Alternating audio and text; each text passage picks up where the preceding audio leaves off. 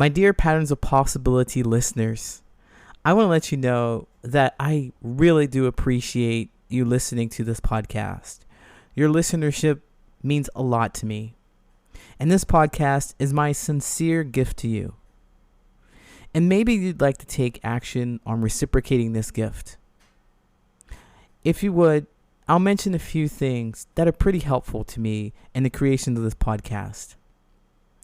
One thing that you could do is rate and review this podcast on Apple Podcasts or Spotify. Make sure to give it 5 stars. And if you're listening on YouTube, please like and subscribe. It helps a lot. Also, another thing that you can do to support my efforts is to sign up at my email list at Patterns of Possibility. When you sign up, you'll receive actionable steps to making meaningful connections. We talk about everything from people pleasing to ghosting, socializing do's and don'ts, compliments, one-sided friendships, and everything in between. So if you'd like support on making more meaningful connections with your friends and family or businesses and coworkers, sign up. Another thing that you could do is follow me on social media. I'm looking at TikTok in particular because I'm there all of the time. I'm on the road to reach 10,000 followers so that I can live stream some of my workshops. It'd be really helpful, and it would help me bring these opportunities to you for free. The last thing that I can recommend that you do is if you like this podcast and you know of someone who might enjoy it, please share it with that person. Share it with a friend. It really does go a long way. With that said, once again, your listenership means a whole lot to me. Thank you so much for your support. Do you want meaningful relationships in 2024? Then become the best version of yourself at the Love Yourself First 3-day conference. This virtual event is happening February 9th, 10th, and 11th. We are going to show you powerful self-love techniques to set boundaries, leave toxic relationships, make new friends, and much, much more. This year, start making meaningful relationships that will last a lifetime. Love yourself first. Go to patternsofpossibility/events to get your tickets now. Hey, what's going on? My name is Coach Lee Hopkins. My pronouns are he, him, his, and you're listening to the Patterns of Possibility podcast. This is a podcast dedicated to helping you replace harmful patterns with new possibilities. In each episode, we'll explore topics that inspire you to be yourself, live your truth, and make lasting connections. In this episode, we're going to talk about toxic relationships. All right. So you might think that you know a thing or two about toxic relationships from your own experiences, and you'll never, ever, ever, ever go back. Of course.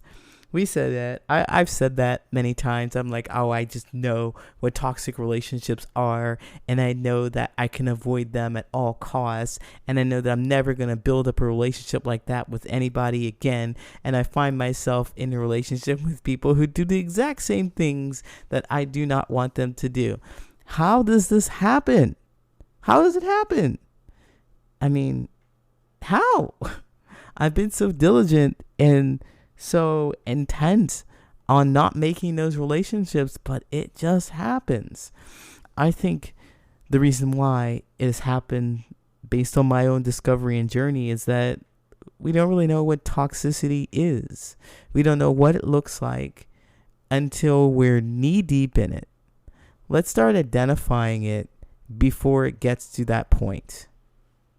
Are you ready? Let's go.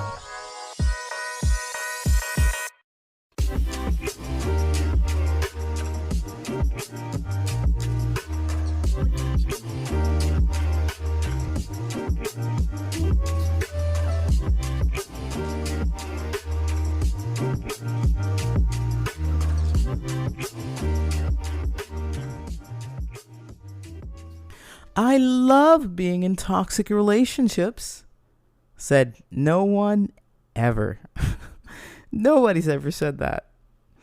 So then why do we find ourselves stuck in those kind of relationships, and why do we stay once we discover that they're toxic? Well, I can only talk from my own experiences and my own observations. And what I've noticed is that, well, a lot of people don't know what toxic is.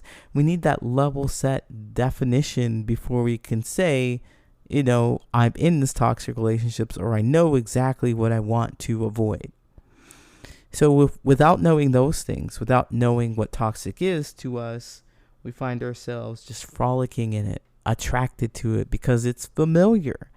It's what we have been doing many, many years before and will continue to do just because it feels familiar. We lean towards, as humans, this is a human trait, we lean towards those things that are comfortable, that are familiar, and that is, even if it doesn't feel great, even if it leaves us with feelings that are sad, that are frustrated, angry, disappointment, we lean towards those because we're used to feeling that way.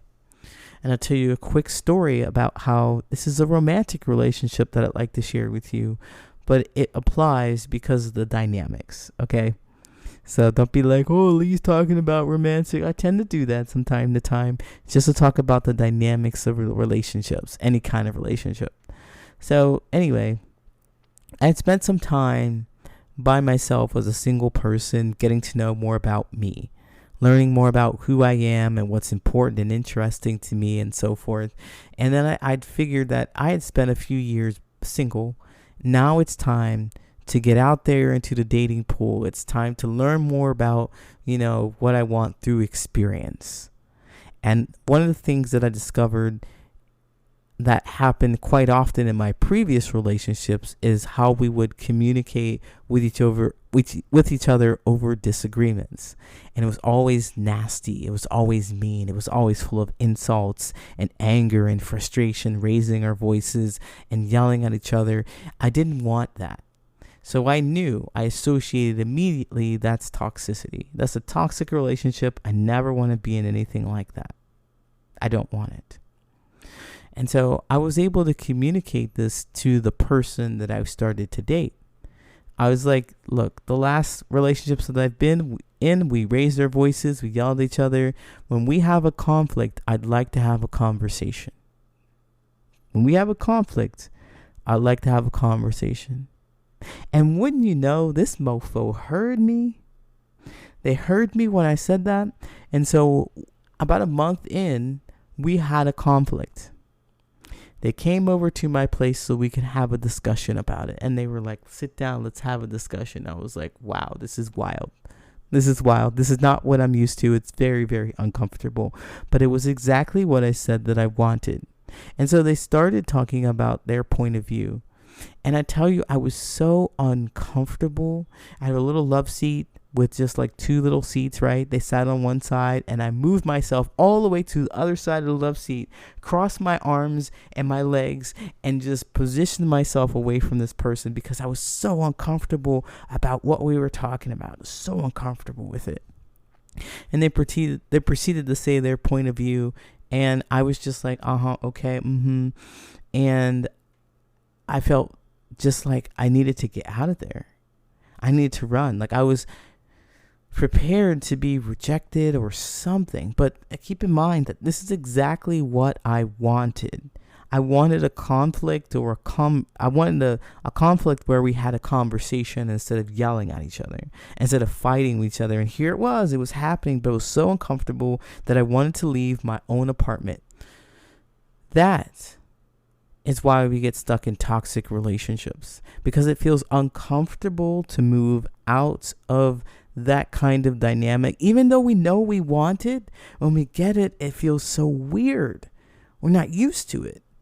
And if we're not consciously focused on the fact that we're not used to it and we have to push past that uncomfortable bit that it is, we're going to find ourselves attracted to the same kind of people who are going to cause the same kind of harm, and we're going to be in the same kind of toxic relationship.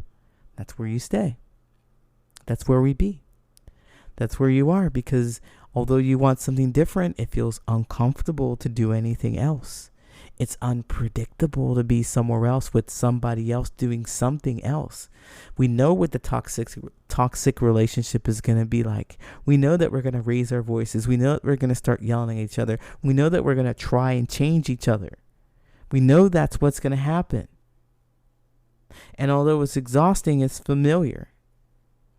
So when we talk about toxic relationships, we really have to define what toxic is. And for me, my definition of toxic really means that you're with someone who you want to change. There's some attributes about this person, core attributes about your friend, your family, in which you want to change them. You want them to be different, whether you mean it from a good-hearted, natured place, a good-natured place where you're just like, yeah, I know that you can do so much better. I'm just going to encourage you and push you. I'm going to yell at you sometimes. I'm going to shame you. I'm going to make you be the person that I know you can be. That's toxic. You're going around changing somebody.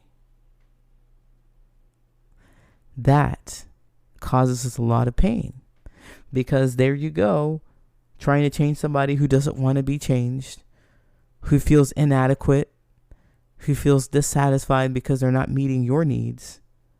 And there you are with a person who is inadequate, who is dissatisfying because they don't meet your needs.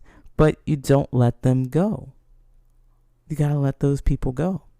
Or else you're going to be in this kind of relationship where people just do things that are dissatisfying to you, and you try to teach them when in the back of your mind, you'd rather not teach them.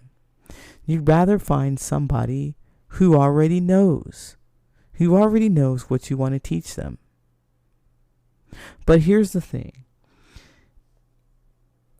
The thing that stops us from actually going to find those people who can meet our needs is this fear that they will reject us. It's a fear that they might be a little better than us and we might not be the ones who are adequate enough. This is why we stay in these toxic relationships. This is why we find people who are quote unquote less than us, that we have to fix, that we have to lift up, that we have to change, because we show value to those people. And if we show value, we can be responsible. We can say that we're responsible for their success, for them changing, for them being a better person. And we can have value in our life. We can say that we are a valuable person because look what I did for you, friend. Look what I did for you, partner. Look what I did for you, family member. I sacrificed, I gave, I did all these things to make your life better. Look at how valuable I am. Praise me. Praise me. I'm important. But if you know that you're important without doing those things, and you're worthy of being with someone who can already do them, you're going to be in a much healthier relationship. It's definitely a mindset piece. You find yourself in toxic relationships with people that you want to heal, you want to help, because you don't have your own self-worth. You don't know that you're valuable as you are, and you don't have to try and fix people for you to be loved. You don't. In fact, it is all to your detriment. So if you find yourself in a toxic relationship, here's what I want you to do. I want you to work on shifting this narrative to acknowledge that your well-being is desirable and toxicity is not desirable. It's going to be a mental switch that flips open the doors of self-improvement. Because breaking free of toxic relationships is not about blame. It's not about guilt. You're not a bad person. It's just comfortable doing the things that you've always done before. But what we want to do is reclaim your power and prioritize your well-being. You deserve to be with people who can meet your needs. You're good enough to be with people who can meet your needs. And believe that there are people out there who want to do it. They want to. Let's go find them. I'll be right back with the Answer Reddit question. Are you tired of being around people who just don't get you? Have you been putting yourself out there but not able to find anybody that matches your vibe? You're not alone. Making friends, especially as an adult, is hard. My name's Coach Lee. I'm a social connections coach, and I want to help you find your tribe. I have a 3-step coaching program for groups and individuals that's designed to help you get to the right place, to meet the right people, to have the right kind of conversations that leave you feeling fulfilled, appreciated, and understood. After going through the Find Your Tribe coaching program, you'll discover who it is that you really want to be connected to, how to find those people, and what you need to talk about so that your relationship moves from an acquaintanceship to a close friendship. And with this program, you won't be on this journey alone. You'll have access to a private community in which there are others who are just as intentional about making the kind of connections you are. You'll also have access to live events like weekly Q&As, speed friending, and much more. You'll be able to practice your skills in a safe environment and feel confident to connect authentically when you get out into the real world. If you're ready to get started on making meaningful connections and lasting relationships, then apply to the coaching program by using the link in the show notes. All right, now it's time for the Reddit friendship advice question. If you have a friendship advice question that you think I should answer, tag me in it on Reddit. My handle is Brilliant and Resilient. That's Brilliant, the letter N, Resilient. Does my friend sound toxic? I cut her off a few years ago for being toxic, but she came back into my life, and I feel things are getting toxic again. They go on to say, my friend is 26 and I'm 27. We've had an on and off relationship. She is the only friend I've ever had an on and off relationship with. I moved away from our hometown, and then I recently moved back. I'm pregnant, and the first thing she says when she sees me is, "Damn, you're fat." It upset me, so I told her to fuck off. I eventually let it go as we kept talking. I told her about the good news and about me being misdiagnosed with a mental disorder I thought that I had for years. But I was reevaluated and it came back negative, and she asked me, well, okay, then what do you have? I thought to myself, who even asks that? Especially when she is aware of the discrimination and harassment that I faced because of that misdiagnosis. She's invited to my baby shower, but I don't know if I want her to come, and I don't know how to address it to her. Not to mention, she's talking back with her ex who is in a relationship that she is aware of. That just rubs me the wrong way. You know, I'm not down for cheating, and I don't know if me cutting her off again is the right thing, if I'm too harsh or whatnot. What are your thoughts?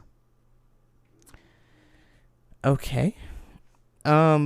To answer your question, does your friend sound toxic? Yes, absolutely. So listen, we're not trying to judge our friends here. We're not trying to judge these people that we voluntarily make space for and bring into our life. We don't bring them in so that we can shit on them. That's not what we want to do here, but it seems like you brought them in hoping that they're going to be somebody different, and they're showing you that they're exactly who you are when you left them in your hometown all those years ago. They're exactly the same kind of person doing these hurtful things to you. I'd like to point out also that you are the same kind of person.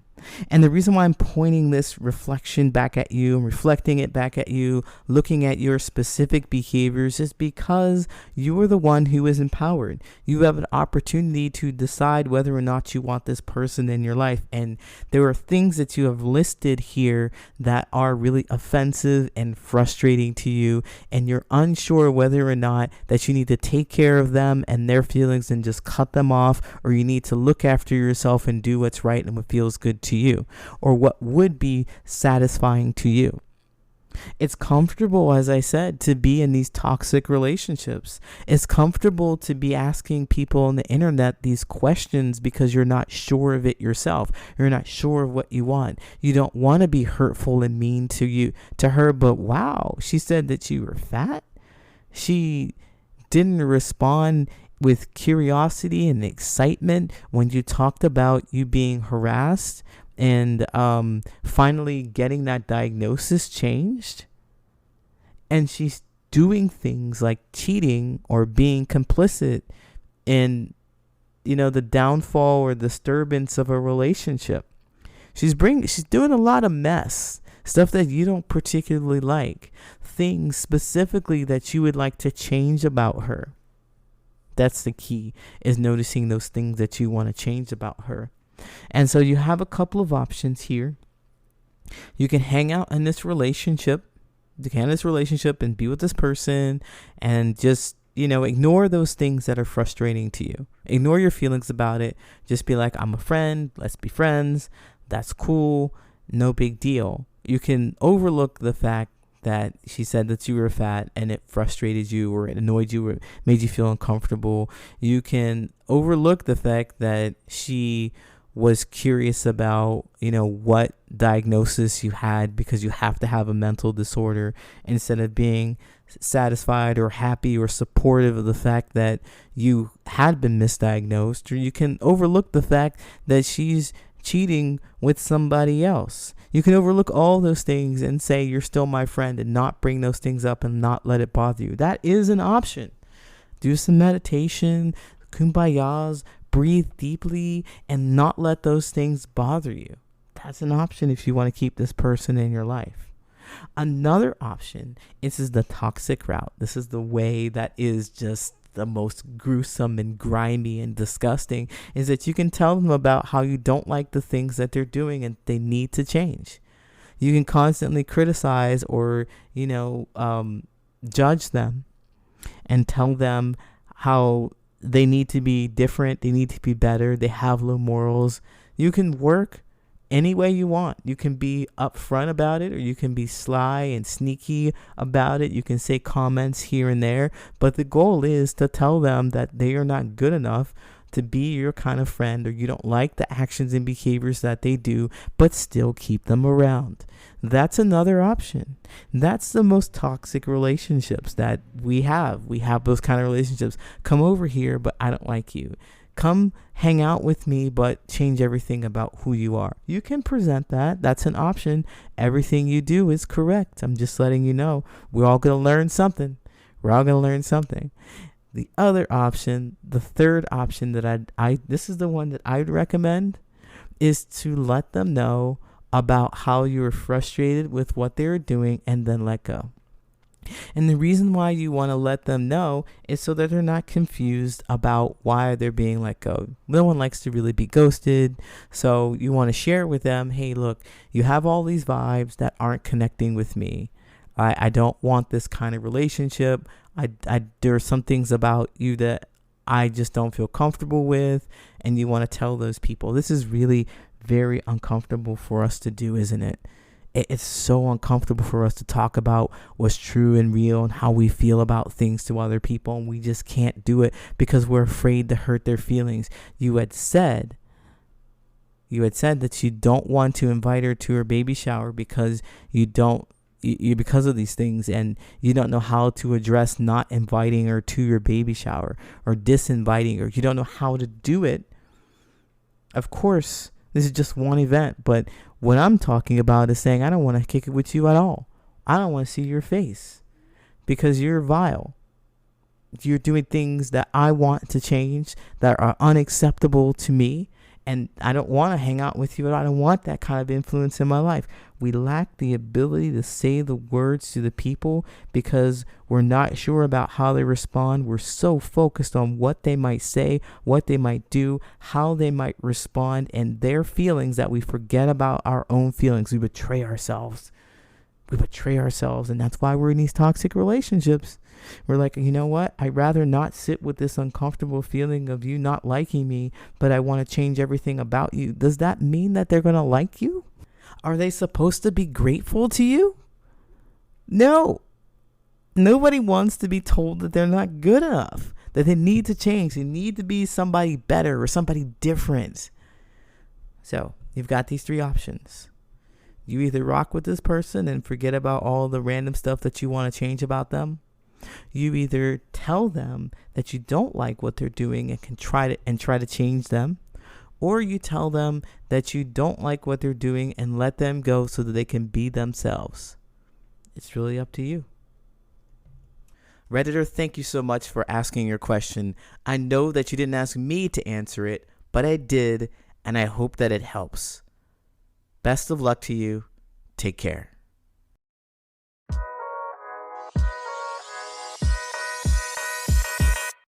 My name is Coach Lee Hopkins, and you have been listening to the Patterns of Possibility podcast.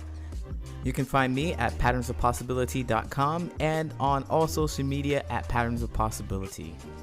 And as always, I want to encourage you to be yourself, live your truth, and there you'll make lasting friendships.